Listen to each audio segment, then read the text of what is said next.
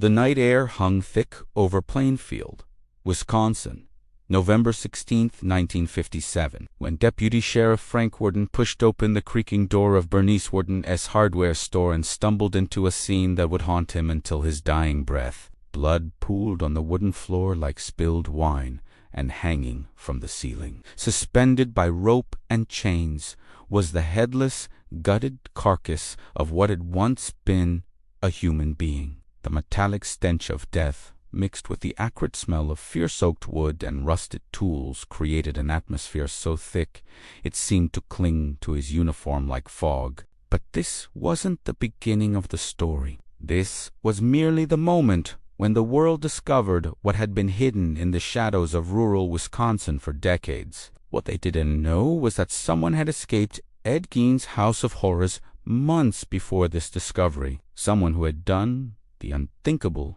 to survive, and whose miraculous resurrection from the dead had been carefully orchestrated by forces far more sinister than one madman's twisted fantasies. Before we continue, tell me in the comments from which country and city are you watching right now, and what time is it there? The official records state that Ed Gein claimed only 2 victims. The files, stamped and sealed in dusty government archives, speak of Mary Hogan and Bernice Worden as the extent of his killing spree. These documents, typed on government letterhead and signed by men in suits who never set foot in Plainfield, became the foundation of a carefully constructed lie that would endure for decades. But buried beneath layers of bureaucratic silence, whispered in the corridors of the FBI field office in Milwaukee, filed away in classified cabinets that required security clearance to access, there exists another name, a name that was carefully erased from every report, every interview transcript, every piece of evidence that might have revealed the true scope of Gein's madness and the governmental complicity that enabled it. Her name was Margaret Thorne, a 23-year-old seamstress who disappeared from Plainfield on a fog-shrouded evening in March of 1957, 8 months before authorities would finally breach the walls of Gein's farmhouse and uncover his collection of human remains. The 1950s were a time of careful facades and buried truths, when America presented itself as the beacon of freedom while conducting some of the most disturbing psychological experiments in human history. The nation had emerged victorious from World War II, but beneath the suburban prosperity and nuclear family ideals, something darker was stirring in the corridors of power.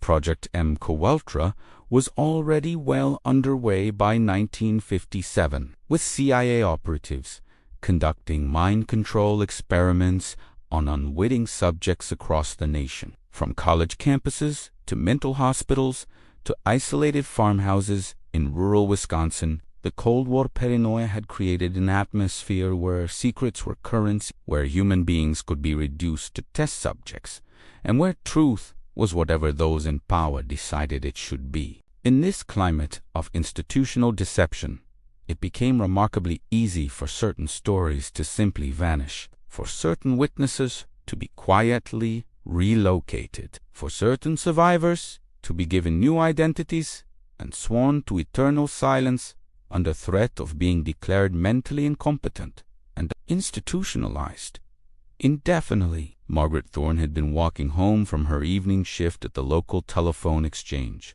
her footsteps echoing on the empty sidewalks of downtown Plainfield, when her path crossed with Ed Gein's that March evening. The fog rolled in from Lake Winnebago like a living thing, thick and gray and suffocating, swallowing the street lights and muffling sound until the world seemed wrapped in gray cotton that absorbed screams before they could travel far enough to be heard. The temperature had been dropping all day, and by evening the fog carried with it the bitter promise of a late winter storm. Gein had been driving his rusted Ford pickup truck, the same vehicle that would later carry Bernice Worden's body to his farmhouse, when he spotted Margaret walking alone along the deserted stretch of highway that connected Plainfield to the surrounding farms. What happened next would test the very limits of human survival instinct and psychological endurance, and would reveal connections between isolated madness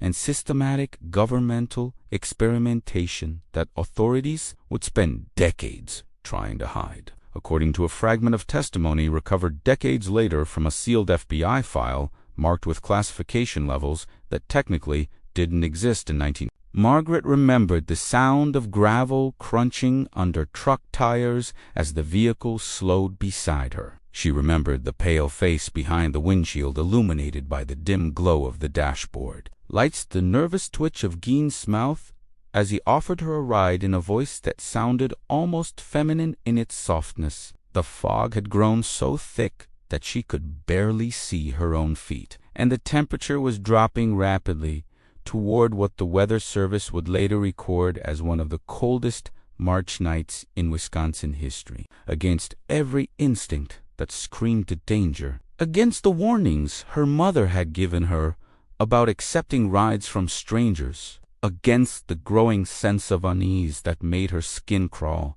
she accepted. The ride began in silence, but as they drove deeper into the countryside, away from the few scattered lights of Plainfield and into the vast darkness of rural Wisconsin farmland, Gein began to speak. His voice was soft, almost hypnotic, as he talked about his mother, about the farm, about the loneliness that ate at him like acid every day and every night. He spoke of conversations with his deceased mother, of the wisdom she continued to impart to him through dreams and visions, of the special purpose she had revealed to him in the months since her death. Margaret would later describe feeling as though she was trapped in a waking dream where nothing quite made sense, but everything felt inevitable, as if she was being carried along by currents too powerful to resist. When they turned onto the dirt road leading to the Gein farmhouse past the rusted mailbox and the broken fence posts that marked the boundary of his property, she finally understood with crystal clarity that she was going to die. The farmhouse loomed out of the fog like something from a fever dream, a Gothic nightmare of weathered wood and broken shutters that seemed to absorb light rather than reflect it. Two stories of decay and neglect, surrounded by the skeletal remains of outbuildings that had long since succumbed to Wisconsin winters and the systematic deterioration that comes when maintenance is abandoned in favor of darker pursuits. Margaret could smell something wrong in the air, something that made her stomach turn and her skin crawl with instinctive revulsion. It was the smell of death, sweet and cloying like overripe fruit, mixed with the acrid stench of chemicals and preservatives, and something else she could unidentify, but which seemed to burrow into her nostrils and lodge there like a living thing. Years later, after decades of nightmares and therapy sessions that never quite managed to erase the memories, she would realize it was the smell of human leather being tanned and preserved, of flesh being transformed into furniture and decorative objects through techniques that Gein had learned from textbooks acquired through mail-order catalogs and refined through months of experimentation. Gein led her into the house, through the kitchen, his hand gentle but firm on her elbow, and Margaret's world transformed into a nightmare that defied all rational understanding and seemed to exist outside the normal boundaries of human experience. The walls were decorated with human skulls, some polished to a dull sheen that reflected the weak light from overhead bulbs, others still bearing fragments of dried flesh and hair that clung to the bone like stubborn memories. Bowls made from the tops of human heads sat on rough wooden shelves filled with various objects that she could unidentify in the dim light, but which seemed to move slightly when she was looking directly at them. Chairs were upholstered with human skin, stretched and treated and sewn with careful precision that spoke of hours of patient work. Lampshades cast grotesque shadows through their covering of stretched and treated human flesh, creating patterns on the walls that seemed to writhe and dance in the flickering light. But it was the silence that terrified her most. more than the visual horrors or even the overwhelming stench of death and chemicals. The absolute, suffocating silence of a house where screams had long since been absorbed into the very walls, where the normal sounds of human habitation had been replaced by something far more sinister. He showed me around like it was a museum, like he was giving a guided tour to an honored guest, like he was proud of what he'd done and wanted to share it with someone who would appreciate the artistry and craftsmanship. He kept talking about his mother, about how she would have approved of his housekeeping, about how everything he had done was to honor her memory and fulfill the purpose she had revealed to him. The worst part wasn't the smell, or even seeing what he'd done to those poor people. The worst part was how normal he seemed in that moment, how gentle and almost childlike, like this was just his life, and he was sharing it with a guest who might finally understand him. Static interference for approximately 30 seconds. There were other voices that night. I heard them from the basement while he was showing me the upstairs rooms. Professional voices, educated, using words I didn't understand but that sounded medical. They were discussing his work like it was a research project. Margaret knew with absolute certainty, with the kind of primal understanding that bypasses rational thought and speaks directly to survival instincts, that if she screamed, if she ran, if she showed any sign of the horror that was consuming her from the inside out, like acid eating through her chest, she would become part of Gein's collection. The next morning, or perhaps the next week, her skin would be stretched across the frame of another chair. Her skull would join the collection on his shelves, and her disappearance would become another unsolved case that authorities would file away and forget. So she did something that would haunt her for the rest of her life, something that required a level of psychological control that most people never possess, even in their strongest moments.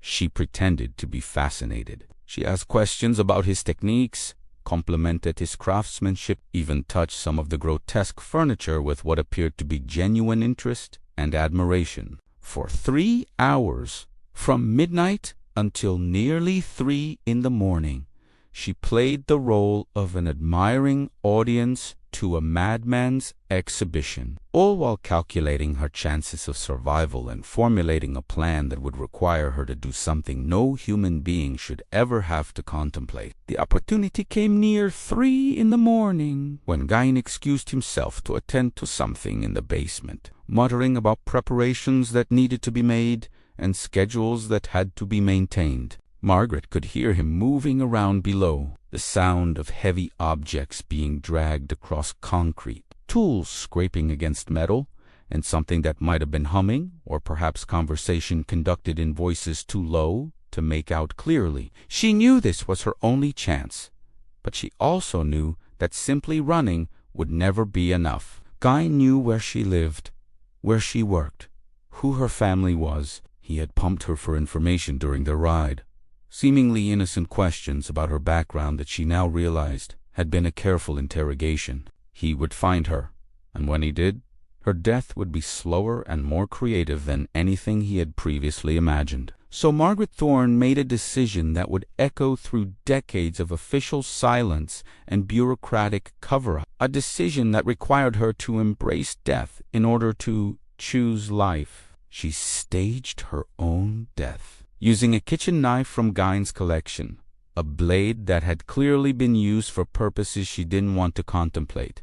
She cut herself carefully across the throat and wrists, following techniques she had learned during her wartime work at the munitions factory when industrial accidents were common and basic first aid was a matter of survival. She knew exactly how to create wounds that looked lethal but weren't, how to position the cuts to produce maximum blood flow while avoiding major arteries and veins. The pain was excruciating, a burning fire that seemed to consume her entire being, but she forced herself to remain conscious and controlled as she arranged herself on the kitchen floor, letting the blood pool around her head and shoulders in patterns that would convince even a careful observer that she had bled out. Then she controlled her breathing until it became so shallow as to be nearly undetectable, a technique she had learned from her grandmother, who had survived the 1918 flu pandemic by appearing dead when the burial teams made their rounds. When Gein returned from the basement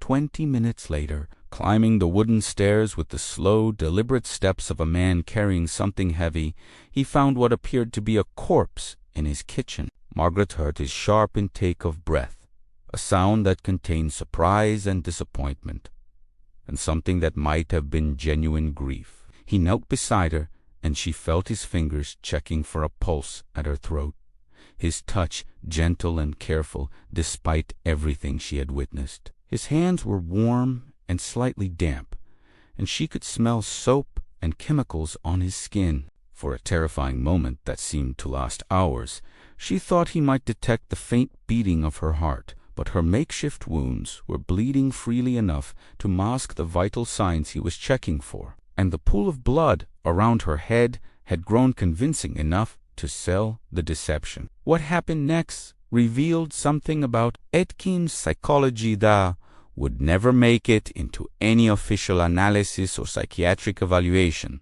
Something that suggested his madness was more complex and possibly more controlled than anyone would ever acknowledge. Rather than being angry about losing his potential victim, rather than flying into the rage that might have been expected from someone who had been denied his prey, he seemed almost relieved. Margaret later theorized that some part of him, some buried fragment of conscience or humanity that had survived his mother, psychological abuse, and whatever conditioning he had received from his mysterious visitors, was grateful that he wouldn't have to add another murder to his collection. He wrapped her carefully in an old blanket, treating her supposed corpse with a gentleness that was almost tender, and carried her to his truck, driving through the pre-dawn darkness with unusual care to avoid jarring her body as he transported her to a shallow grave he dug near the old Spiritland Cemetery about 5 miles from his farm. But Margaret Thorne wasn't dead,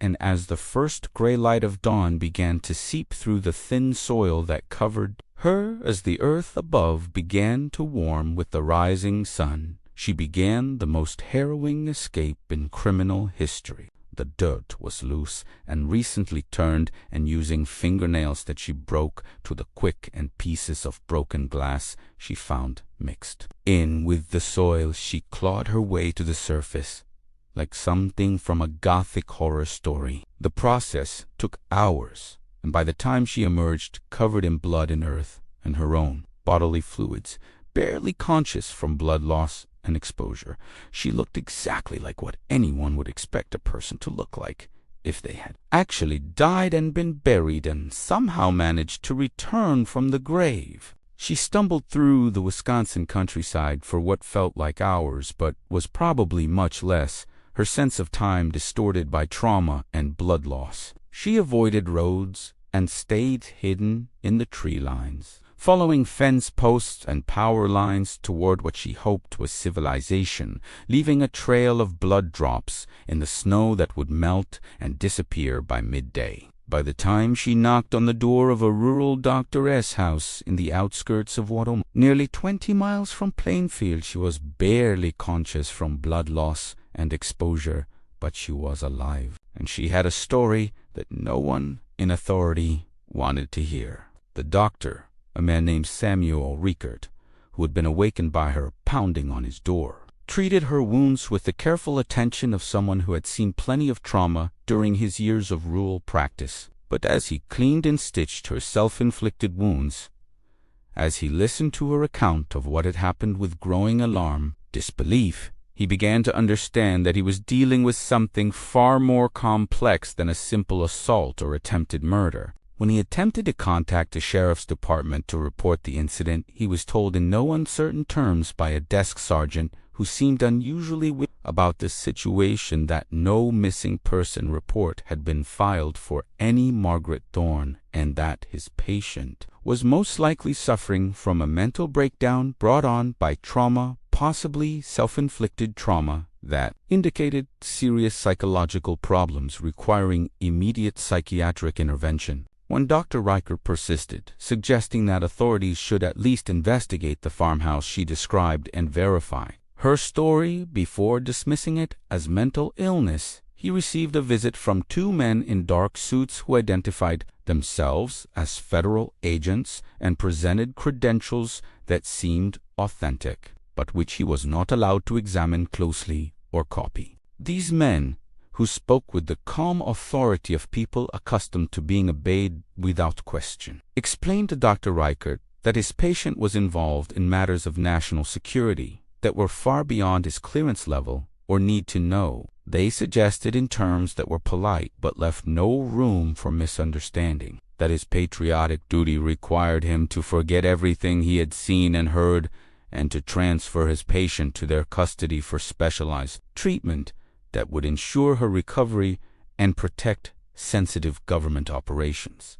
The sound of autumn wind rattling the windows of Plainfield, Wisconsin, still carries whispers of what happened in November 1957, the night Edward Theodore Gein turned a quiet farming town into a graveyard of silence that would echo through decades. What they found inside that deteriorating farmhouse at the edge of town was unjust the work of a madman, but something far more disturbing, a ritual so profound, so methodical, that it made the entire community fall silent forever, as if speaking the truth would somehow make it real again. Before we continue, tell me in the comments, from which country and city are you watching right now, and what time is it there? Because once you hear what really happened behind those rotting walls, you'll understand why some stories should never be told after dark. The official records claim Edward Gein was simply a grave robber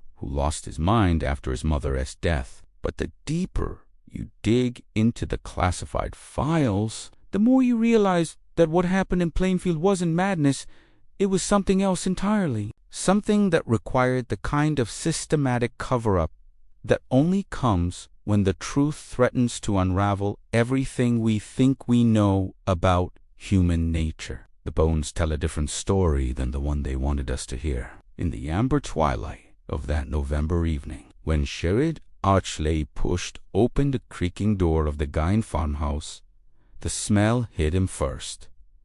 Not decay, but something else. Something chemical and deliberate. The scent of preservation, of ritual, of work that had been carried out with the same methodical precision that characterized Edward Gein's entire life. What they discovered in that house would haunt investigators for decades, not because it was random violence, but because it was so carefully orchestrated, so systematically executed that it suggested influences far beyond the capabilities of a simple Wisconsin farmer. In 1950s America, the Cold War paranoia had everyone looking over their shoulders, wondering who could be trusted. Project MKUltra was already experimenting with mind control in facilities across the country, and the government was conducting psychological experiments that would remain classified for decades. The University of Wisconsin was receiving federal funding for research into human behavior modification, and psychiatric hospitals were testing new methods of psychological conditioning on unwilling patients. Against this backdrop of secrecy and suspicion, a quiet farmer in rural Wisconsin began his own experiments, not with chemicals or hypnosis, but with human flesh and bone. What makes Ed Gein's case so disturbing isn't just what he did, but how methodically he did it, as if following some ancient blueprint that predated modern psychology. The timeline of his activities reveals a pattern that contradicts every assumption about random criminal behavior. From 1947 to 1957, Gein conducted what he described as a systematic study of human anatomy, using materials acquired through what authorities euphemistically called nocturnal cemetery visits. The town of Plainfield in the 1950s was the kind of place where everyone knew everyone, where secrets were as rare as locked doors. Population barely 800 souls, most of them farmers scratching out a living from the stubborn Wisconsin soil. Augusta Gein had raised her son Edward in isolation on a 160-acre farm, filling his head with religious fervor and an almost pathological fear of the outside world. She preached that all women except herself were instruments of the devil, that the flesh was corrupt, and that salvation could only come through complete separation from worldly temptation. When she died in 1945, something fundamental shifted in Edward's mind, but this wasn't the random breakdown of a grief-stricken son. This was the beginning of a ritual that would span over a decade, involving midnight visits to 3 different cemeteries, the systematic exhumation of recently buried corpses, and the careful preservation of human remains for purposes that still defy explanation. Between 1947 and 1952, Gein made what he described as 40 nocturnal visits to local graveyards, always in what he called a daze-like state. But here's what the official reports don't emphasize. Out of those 40 visits, he only actually disturbed 10 graves. The other 30 times, he claimed he would come out of the daze while standing in the cemetery and return home empty-handed. This suggests a level of psychological control that contradicts the image of a simple madman, as if something or someone was guiding his actions, determining which graves were appropriate and which were not. The bodies Gein selected weren't random. He specifically chose middle-aged women who reminded him of his mother, always recently buried, always from the same 3 cemeteries: Plainfield Cemetery, Spiritland Cemetery, and the small burial ground behind the abandoned Worden store. The precision of his grave robbing was extraordinary.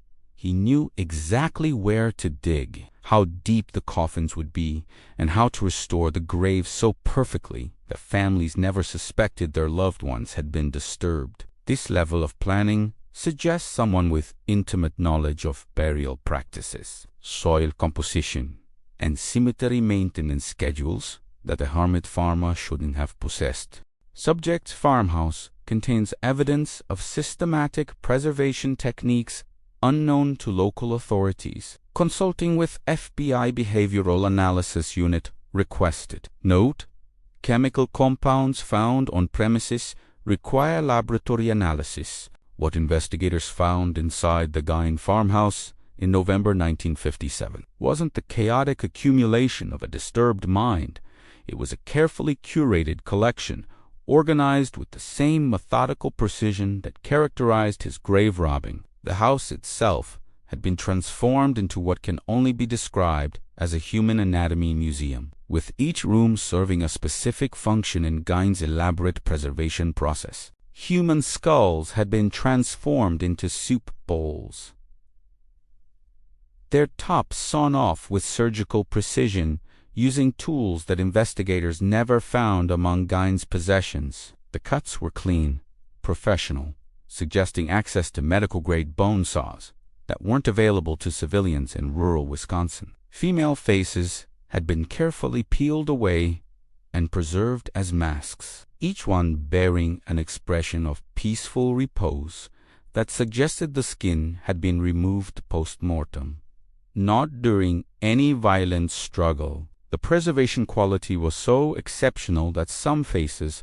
looked as though they had been removed just days before, despite evidence suggesting they had been acquired months or even years earlier. The most disturbing discovery was what authorities called the woman's suit, an entire outfit constructed from human skin, complete with breasts, a torso, and leg coverings that could be worn like clothing. But this wasn't the fevered creation of a madman trying to become his mother, as the psychological report suggested. The craftsmanship was too sophisticated, the tanning process too advanced for someone without formal training. The stitching was professional grade, using techniques that wouldn't have been known to a rural farmer. Someone had taught Edward Gein how to preserve human skin with the same care a taxidermist would use on an animal hide.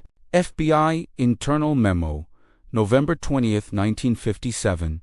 Subject demonstrates advanced knowledge of human anatomy and preservation techniques. Recommend investigation into potential training sources or accomplices. Chemical analysis of tanning solutions reveals compounds not commercially available. Classification level redacted. The items found in Gein's house read like an inventory from a medical school's anatomy department. 9 vulvas preserved in a shoebox for human noses, a belt made from female nipples, chairs upholstered with human skin, and a lampshade crafted from a human face. Each item showed evidence of careful preservation, professional-grade tanning, and artistic arrangement. This wasn't the work of a deranged farmer. This was the work of someone with extensive knowledge of human anatomy and preservation techniques that wouldn't have been available to a rural Wisconsin hermit in the 1950s. But perhaps most disturbing was the organization of the collection. The human skulls weren't just turned into bowls. They were arranged in specific patterns around his living space, each one positioned according to some internal logic that investigators never fully understood. The preserved organs weren't stored randomly. They were organized by type and size in containers, labeled with a numbering system that followed no medical or anatomical classification system known to contemporary science. The basement had been converted into what could only be described as a processing facility. Wooden tables bore evidence of systematic dissection work. Chemical vats contained solutions for tanning and preservation that required access to materials not available at local suppliers. The concrete floor showed staining patterns that suggested regular use over many years, with drainage systems that had been professionally installed to handle liquid waste. Sheriff Art Schley was the first law enforcement officer to fully comprehend what they had uncovered in the Gein farmhouse. A veteran of World War II who had seen combat in the Pacific, Schley thought he was prepared for anything. But what he found in that farmhouse challenged his understanding of human nature in ways that would haunt him for the rest of his life. The official reports state that Schley became traumatized by what he witnessed and died of heart failure in 1968. But those close to the investigation whisper a different story. Schley had begun asking questions about where Gein could have learned such advanced preservation techniques, who might have supplied him with the tools and chemicals necessary for his work, and why a simple farmer would have access to what appeared to be medical-grade tanning solutions. He had noticed discrepancies in the timeline of Gein's activities that suggested the possibility of accomplices or outside guidance. Most disturbing of all, he had begun investigating connections between Gein's techniques and experimental programs being conducted at the nearby University of Wisconsin. The night before his death, Schley allegedly told his wife he had discovered something that went deeper than one crazy man in the woods. He had been tracking shipments of chemical supplies to rural addresses in central Wisconsin, following paper trails that led to research facilities and academic institutions. When Schley died suddenly at age 43, many of his personal files related to the Gein case mysteriously disappeared from the sheriff's office. His replacement was instructed to focus on closing the case quickly and quietly, without pursuing the broader investigative leads that Schley had been developing. Medical Examiner's Report, Washita County, 1957. Preservation methods demonstrate familiarity with advanced chemical processes not taught in standard educational curricula. Recommend consultation with university anatomy departments and federal research facilities. Report subsequently classified. The deeper investigators dug, the more questions arose about Gein's capabilities. The chemical tanning process he used on human skin required access to chromium sulfate, aluminum sulfate, and other compounds that weren't available at local hardware stores. The surgical precision with which he removed faces intact suggested knowledge of fascial planes and tissue separation techniques, taught only in medical schools. The bone-cutting implements he used required specialized knowledge of human skeletal structure that takes years of study to acquire. Yet Edward Gein had never received formal education beyond elementary school. He had no medical training, no access to academic libraries, no documented contact with professionals in fields related to anatomy or preservation. So where did this knowledge come from? Who taught him techniques that were beyond the capabilities of most trained physicians?